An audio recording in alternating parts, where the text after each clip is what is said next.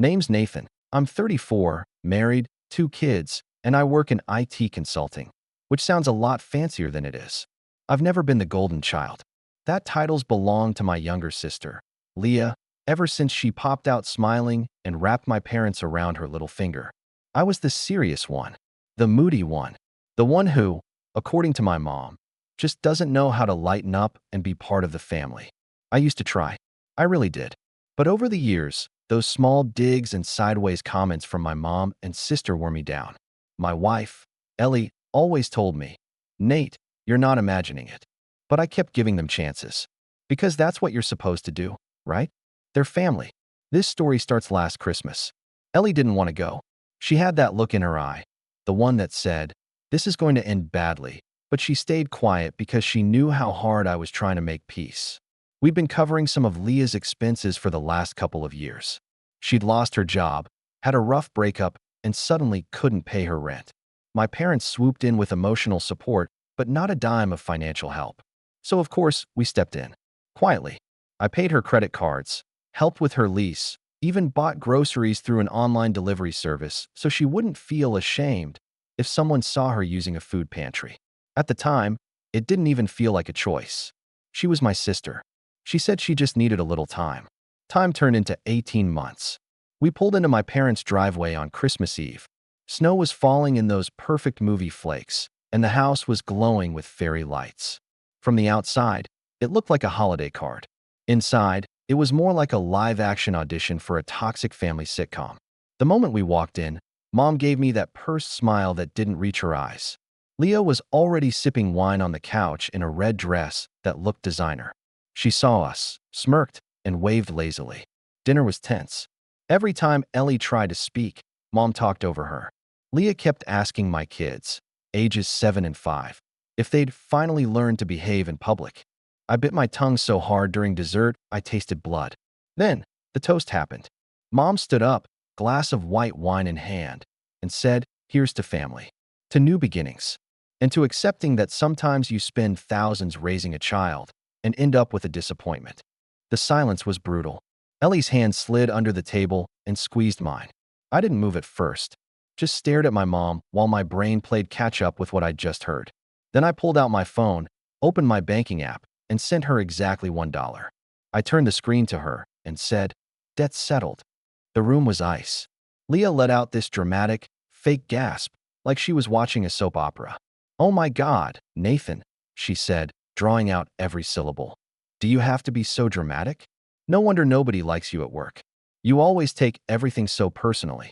Then she laughed and looked right at Ellie. "Next year, do us all a favor and don't bring your pathetic little family." You lower the tone. I didn't yell. I didn't throw anything.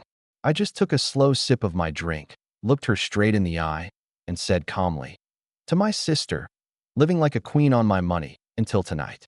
That's when I saw her face twitch. The moment where her brain caught up to mine and started doing the math. We left without saying goodbye. Just stood up, gathered the kids, and walked out. Nobody followed us. The entire ride home was silent, except for the sound of my son humming Christmas music in the back seat. Ellie didn't ask what I meant. She knew. She knew I'd been keeping receipts, keeping track, holding the line. And I think she also knew that line had finally snapped. When we got home, I sat down in the office and opened up every account. Banking, utilities, subscriptions, shared credit cards, everything tied to my name or my business. And Leah's access? Gone. I reversed the transfers I could, froze the joint cards, called my bank and flagged every automatic transaction from her zip code. I shut it all down. I didn't feel angry. I felt clean, like something had finally been cut loose. I slept better that night than I had in months. The next morning, my phone had already started buzzing before I even brushed my teeth. 27 missed calls, 14 voicemails, and one very long text from Leah that started with "WTF" and ended with "You can't do this to me." I hadn't even poured my coffee when my mom called. I let it ring. That's when Leah sent the last message. It was just a screenshot of her bank app, a giant red zero, and a declined Netflix charge. Underneath it, she wrote, "You're a monster." That was the moment I knew she still didn't get it. Still didn't understand that generosity isn't a right, it's a choice. One I'd made too many times already. But what really set everything in motion wasn't what she said next. It was what she did 2 hours later when she showed up at my house with my mom and tried to force her way inside. I heard the pounding on the door before I even saw the car pull up. It was still early, maybe 9 a.m., and I was in the kitchen making pancakes for the kids. Ellie looked up from her coffee, gave me a questioning look, and I just knew. I opened the curtain and saw them. My mom, arms crossed in that way she thinks makes her look dignified, and Leah standing beside her, red-faced, dressed like she hadn't even bothered to change out of yesterday's outfit. Her mascara was smudged, hair pulled into a messy bun. She definitely didn't mean to be stylish. They weren't just mad. They were humiliated. And somehow that was my fault. I opened the door and didn't say a word. I didn't need to. Leah didn't wait. She stormed in like she owned the place. "What is wrong with you?" she snapped. "I tried to buy groceries this morning and my card declined. Then my Uber didn't go through. Then my phone bill." Mom followed right behind her, pinching the bridge of her nose like she was the victim here. "Nathan, whatever this tantrum is, stop it now. This is Christmas. You've made your point, and now you're being cruel." Ellie stood up from the kitchen table. Calm, quiet, but her eyes were sharp.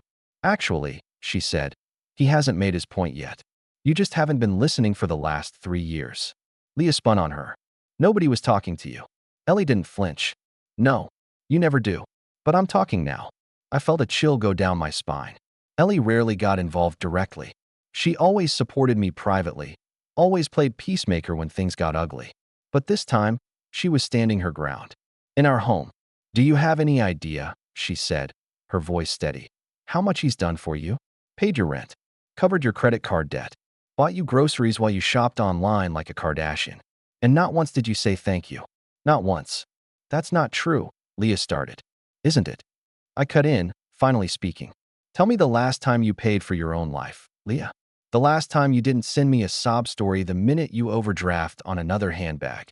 Mom stepped between us like she was breaking up a bar fight. "All right, enough. This is still your sister. You don't air family business like this. And as her older brother, it's your duty to help when things are hard." That word, duty, lit something in me I'd been trying to ignore for years. It was the same word she'd used when she guilt-tripped me into co-signing Leah's lease. The same word when she asked me to be a man and cover Dad's hospital bill without telling anyone it was actually Leah who caused the insurance to lapse by never sending in the paperwork she promised she would. "Mom," I said slowly, "you raised me to be responsible, to take care of others. I did that. For years. For all of you. But you never taught Leah to do the same. And now she thinks my money is hers by default. She's family." Mom snapped. "So am I," said. "But apparently, I'm the disappointment you toasted to last night." That shut her up. Leah scoffed, arms flailing. "So what? You're cutting me off completely? Throwing me out like trash because of one joke?" "That toast was Mom's idea, by the way." I just laughed. Ellie crossed her arms. "You didn't just laugh. You added a comment about our kids being low class. You told us not to come back. And now you want access to our accounts again." "I didn't mean it," Leah shouted. "God, you people are so dramatic. You really think I'd be living like this if I had other options?" "You have options," I said. "You just never choose them. You only ever choose the easy one. Me." She froze. That was the first time I'd ever said it plainly. The truth hung in the air, thick and ugly. She looked at me, blinking, lips parted, but no words came out. My mom stepped forward and reached for my arm. "Nathan," she said quietly, "she's your sister. And we're your family. This is vindictive." That word stung. Vindictive. As if I were doing this out of malice. As if I hadn't been swallowing insult after insult, debt after debt, for years just to keep some warped version of family peace alive. "No," I said. "It's a boundary. And the difference between the two is that this one's long overdue." I walked over to the hallway table, picked up a white envelope, and handed it to Leah. She looked confused. Then she opened it. Inside was a neat breakdown. Every transaction I'd made for her in the last 18 months.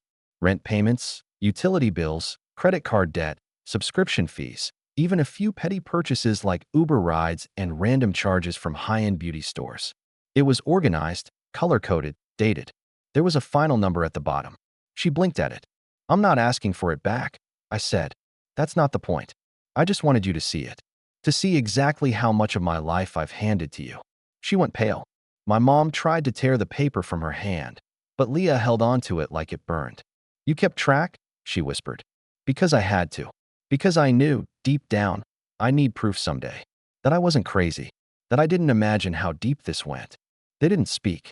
For the first time in my life, they had no comeback. Finally, I opened the door. You can go now, I said. Merry Christmas. They left. But that wasn't the end of it. Not even close. Later that night, I got a call. Not from Leah, but from someone else entirely. Someone I hadn't heard from in over a year. And what he said on the phone made me realize this went way deeper than I thought. The call came just after 11 p.m. I was in the living room, lights dimmed, watching Ellie wrap one last gift for our youngest. The kids were asleep upstairs, and the house had finally settled into that warm holiday quiet. My phone buzzed once, lighting up the screen. I almost didn't pick up. The number wasn't saved. But something about the area code made my stomach turn. It was Alan, my cousin. I hadn't spoken to Alan in over a year, not because we'd fought, but because he'd quietly distanced himself from the family drama, especially after what happened at his mother's funeral. That day, Mom and Leah tried to redirect the post-service lunch into a pitch for Leah's new business idea. Alan didn't even respond, just stood up, walked out, and never looked back. So when I answered the call and heard his voice, low and cautious, I knew it wasn't a social check-in. Hey, Nate. Sorry to call this late. You got a minute? Yeah, of course. Everything all right? He paused, like he was debating whether or not to say what he needed to say. I heard Leah showed up at your place this morning. With your mom. I sat up straighter. Yeah. How do you know that? Because she called me right after. That gave me pause. Leah hadn't spoken to Alan in over 2 years. Not since she borrowed money from him. $3,000, allegedly to fix her car, and then ghosted him when he asked for a repayment plan. She called you. I repeated. Yeah. Said you cut her off. Said you humiliated her. She was crying. Honestly, it took me a second to even believe it was her. Then she asked if I could wire her money to cover a few bills until she gets back on her feet. I rubbed my temple. Unbelievable. That's not why I called, though, Alan said, his voice hardening. I asked her why she didn't just ask your mom. Or your dad. And she laughed. Said they're tapped out. Said she's been borrowing from them for years, and everything they've got is because of you. My blood ran cold. Alan went on. She told me your parents' house is basically being paid with your help. That your dad refinanced a loan to help you with your business, but the money actually went to her. I felt like the floor tilted. Wait, I said slowly, my dad took out a loan? You didn't know? Alan said. She sure made it sound like you did. I stood up and walked to the window, heart thudding. I had helped my dad once, maybe 3 years ago, when he needed some upfront cash after retiring early. But I never told him to take a loan, and I certainly never knew anything about refinancing. She also said something weird, Alan added, that she was supposed to be protected no matter what, that there was an agreement. My voice was hoarse. What kind of agreement? Alan sighed. I don't know. She was being vague. But she said, Nathan made a promise to Mom and Dad. If they ever needed anything, he'd make sure they were covered. That's why I'm not worried. Then she laughed. Said he owes us. I didn't even respond. Because suddenly, all the puzzle pieces I'd been ignoring fell into place. The repeated requests for small help. The guilt trips from my mother when I hesitated. The reason why every time I offered to teach Leah how to manage a budget, she'd snap. That's not my job. The monthly payments my dad had stopped mentioning altogether. The weird silence whenever I'd ask why Leah's name was never on anything, despite co-owning things with my parents. It was a setup, a structure, a long con wrapped in family guilt. Alan spoke again. Look, man, I'm not trying to stir things up, but you deserve to know. Something about the way she said it. It felt rehearsed. Like this has been going on way longer than you realize. Yeah, I said, my throat dry. I'm starting to see that. Alan paused. You okay? I don't know, I admitted. But thanks for telling me. Really. Any time, he said. And Nate, be careful. I don't think she's done yet. I hung up and just stood there, staring into the quiet street outside. Snow had started falling again. Soft and peaceful and utterly at odds with what was now spinning in my head. Ellie came over and wrapped her arms around me. What happened? I told her. Everything. And for a few seconds after, she just stood still, her cheek against my shoulder. I knew they were bad with money, she said finally. But this is a whole other level. And this wasn't just petty entitlement. This was financial manipulation on a scale I hadn't even noticed until it was spelled out for me by someone outside the bubble. I didn't sleep that night. The next morning, I pulled out every document I had: old emails, transaction histories, screenshots of messages from my mom and Leah. I printed everything, made a binder. I wasn't sure why, not yet, but I needed to see the full picture. I needed to know just how deep this went. And as I started flipping through it, something stood out. One small payment, labeled consulting gift, from my business account. It was from 6 months ago. I didn't remember making it. And that's when I realized someone else had access to my business funds.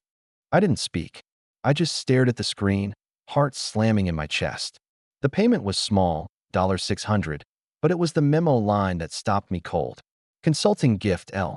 And the account it came from? One of my LLC's secondary cards. A card I hadn't touched in over a year because I kept it in a drawer at my parents' house for emergencies. Or at least, I thought I had. I ran back through old emails, then into my bank's interface. There it was. A pattern. Small, infrequent withdrawals going back 10 months. A few hundred here, a few hundred there. Sometimes $300, sometimes $700. Always under the threshold that would trigger a call from the bank. Always vague memos. Transport, setup help, service fee.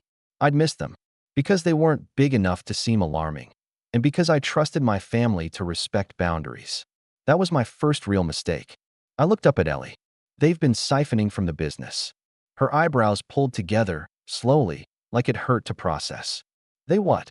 They've been using my business card. Someone got hold of it. It was supposed to be at my parents' house, but I never retrieved it after the last time I visited. I thought it was safe. I paused. It's not just Leah. I think Mom knew. Maybe even Dad. We sat in silence for a while.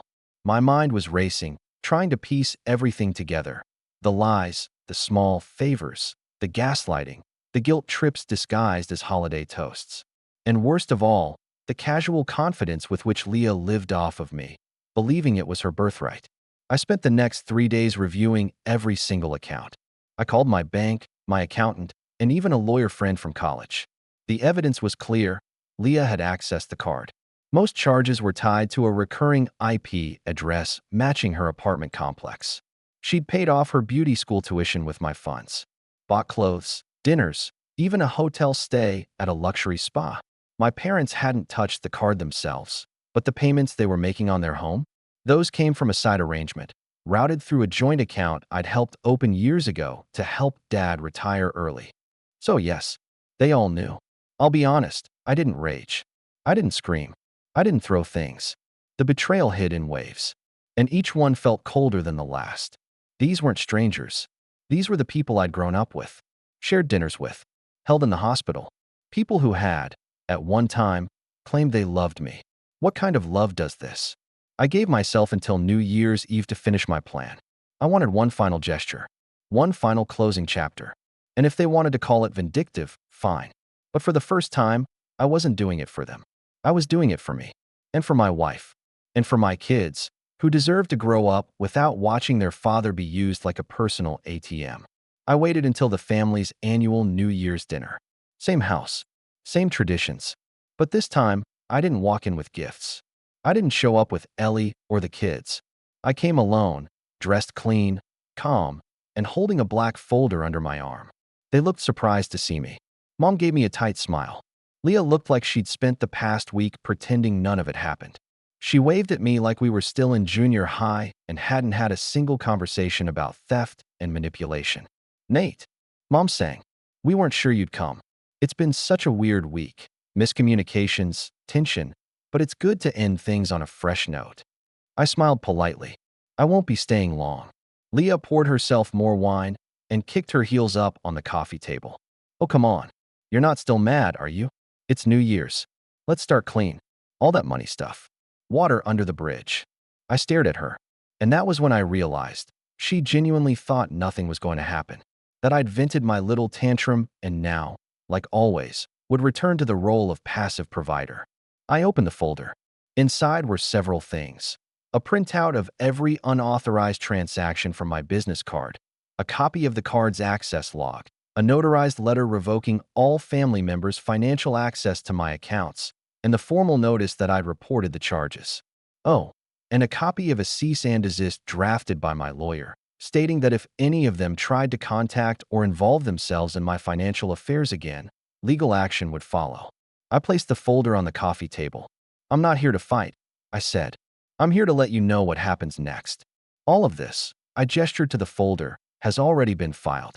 The fraud report, the bank freeze, and the audit on both personal and business accounts. Leah laughed.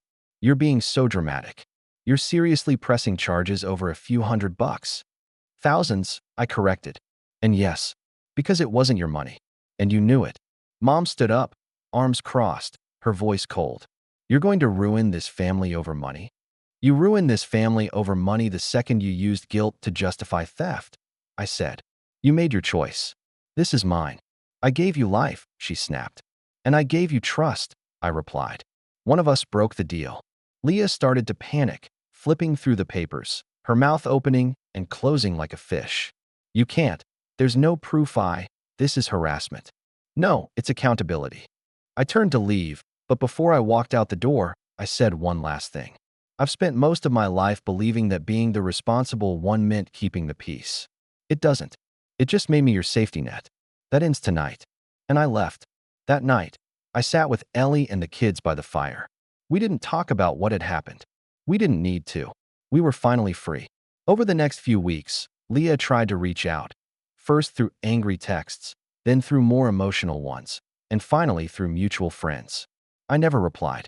Mom tried once, too, left a voicemail crying, saying how this would tear the family apart.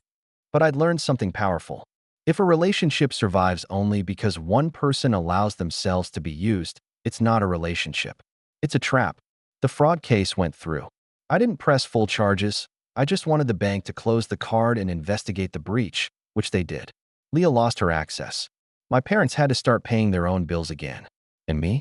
I kept working, kept living, and finally, started building a future that wasn't tied to the past.